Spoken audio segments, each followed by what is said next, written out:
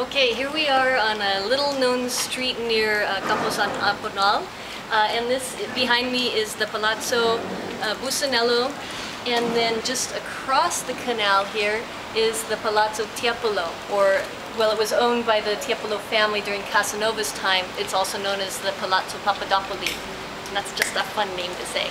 So the story here is that there was a young woman named Giustiniani.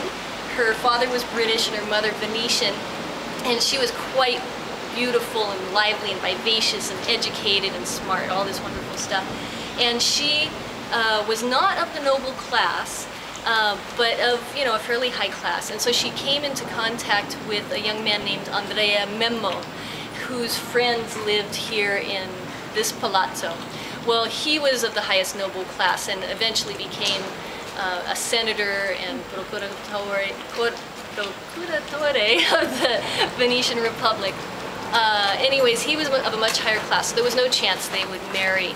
Casanova was very good friends with Andrea Memmo and his brothers, and so hung around with him all the time. And through that connection, ended up meeting young Giustiniani at the same time that she was having a secret love affair with Andrea Memmo.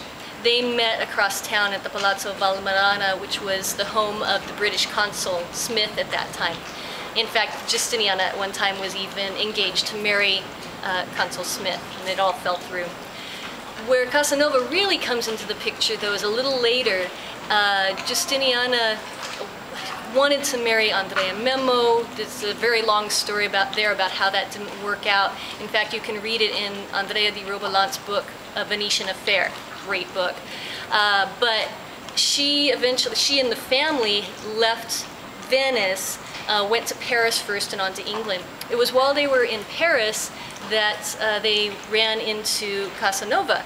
And Casanova had briefly met Giustiniani here and actually thought she was pretty darn great and was interested in her, but he stayed away because his friend Andrea was having this affair with her.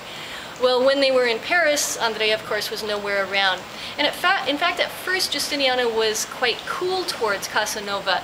She just, wasn't very friendly or warm towards him. And then they ended up at a masked ball, and she ended up confiding to him she had a terrible secret.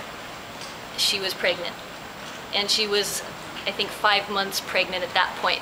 And she thought Casanova, as a man of the world, would be able to help her.